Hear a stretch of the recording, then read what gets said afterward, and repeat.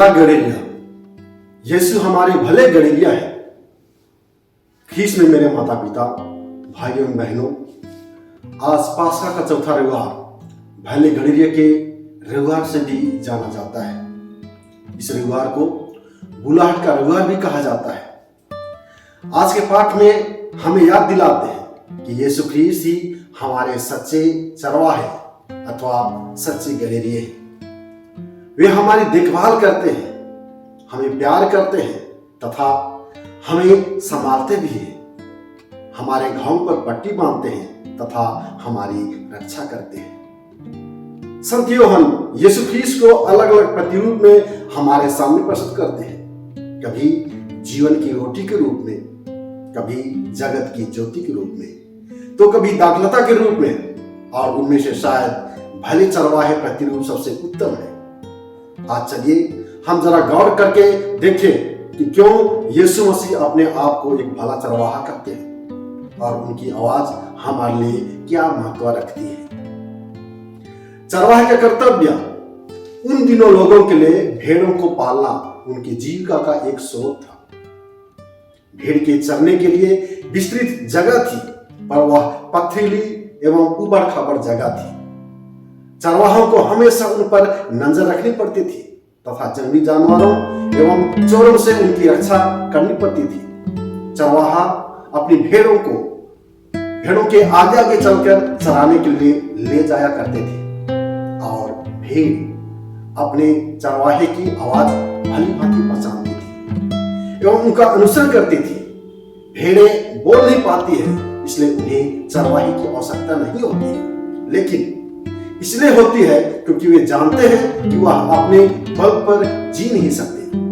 उन्हें एक अगुवे की आवश्यकता होती है जो उन्हें रोज ले जाया करे एवं उनकी रक्षा करे। शाम में भेड़ों के झुंड को चारी दीवारी के अंदर रखा जाता था, जिसमें सिर्फ एक दरवाजा होता था। चरवाहा वहां इस दरवाजे के पास लेट जाया करता था और इस तरह से चरवाहे से होकर गए बिना कोई भी भेड़ ना तो बाहर और ना ही अंदर आ जा सकती थी।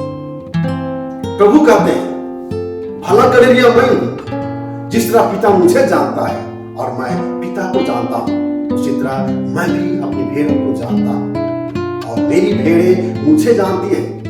मैं अपने भेड़ के लिए अपना जीवन अर्पित कर देता हूं। अतः आइए हम भेड़ों के चरित्र के बारे में जानें। भेड़ हमेशा सामने कभी नहीं देखता, वह हमेशा घास की खोज में नीचे ही नजर दौड़ाता है। भेड़ नहीं जानती कि उसे कैसे घर वापस आना है, इसलिए हमारा कर्तव्य बनता है कि हम उन्हें वापस लाएं। भेड़ का एक और अच्छा आचरण यह है कि वह अपने गड़ेरिये की आवाज पहचानती है और उसका अनुसरण करती है। वह अनुशासित होती है। इस्राएलियों के लिए हम देखते हैं कि पुराने विधान में ईश्वर उनके लिए नेता, राजा, नबी के रूप में अलग अलग लोगों को दिए जो ईश्वर की प्रजा को ईश्वर की इच्छा के अनुसार आगे ले जाएंगे। ईश्वर उनको चरवाहा या गड़ेरिया कहकर संबोधित करते हैं। एजेकियल के ग्रंथ में हम पढ़ते हैं कि किस प्रकार राजा महाराजा लोगों पर शासन करते थे और उन्हें अत्याचार भी करते थे। इसलिए यीशु ख्रीस्त खुद कहते हैं, मैं एक चरवाहा बनकर आऊंगा। चरवाहा का गुण, मैं स्वयं अपनी भेड़ों की सुधि लूंगा, उनकी देखभाल करूंगा। ईश्वर लोगों की देखभाल के लिए एक माध्यम भेजते हैं, लेकिन वे अच्छी तरह से लोगों की देखभाल नहीं कर पाते थे। इसलिए ईश्वर कहते हैं, मैं स्वयं अपनी भेड़ की देखभाल करूंगा। अतः ईश्वर का मनुष्य बनकर इस पृथ्वी पर आना एक संकेत है, एक पूर्वाभास या भविष्यवाणी है और इस सच्चाई को शरीर धारण के द्वारा पूरा होते हुए देखते हैं। दूसरी बात यह है कि मैं खुद ही अपनी खोई हुई भेड़ें खोजने जाऊंगा जो बिखर गई है, उन्हें मैं खोज लाऊंगा।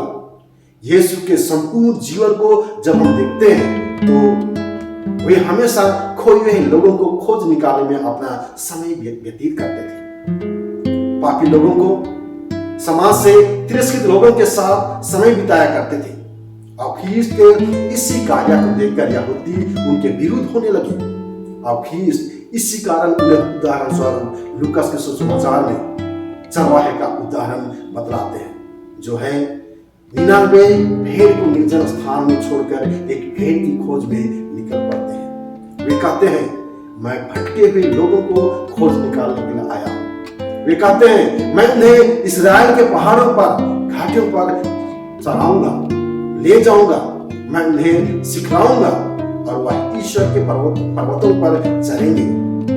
ईश्वर के लिए पर्वत एक महत्वपूर्ण स्थान है, क्योंकि बहुत से चमत्कारी कार्य पर्वतों पर घटित होते हैं, क्योंकि ईश्वर पर्वत पर प्रबंध करता है।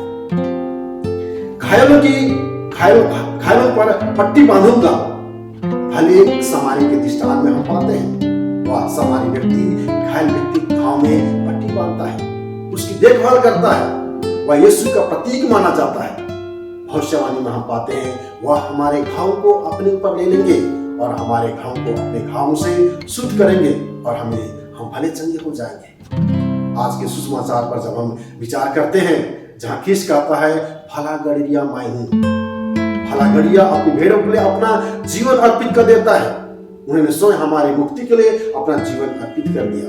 जिस तरह पिता मुझे जानता है और मैं पिता को जानता हूं, उसी तरह मैं अपनी भेड़ों को भी जानता हूं और मेरी भेड़ें मुझे जानती हैं। जानना एक व्यक्ति के रूप में नहीं, जो नाम पता, बल्कि उससे बढ़कर कहीं नजदीकी संबंध बनाने के बारे में कहा गया है। यूहन्ना के सुसमाचार में यीशु कहते हैं, मैं पिता में हूं और पिता मुझ में है। यह संबंध खीस को उस चरवाहे गड़िया के लिए प्रकट करते हैं, जो अपने भेड़ से गहरे संबंध रखते हैं। यीशु के सिवा और कोई दूसरा नाम नहीं। यीशु के नाम ही हमारा भला है, हमारी मुक्ति है। यीशु के द्वारा हमें जीवन मिलेगा, हमें मुक्ति मिलेगी। ख्रीस्त चरवाहा का भला कार्य पेतरों के द्वारा पूरा किया और आज हम धर्म बंधने कर रहे हैं। इसमें कलीसिया हमें आमंत्रित करती है कि कलीसिया की सेवा के लिए इच्छुक सेवकों को भेजे, ताकि हम भी खीस की भांति खोई हुई भेड़ों को वापस ला सके।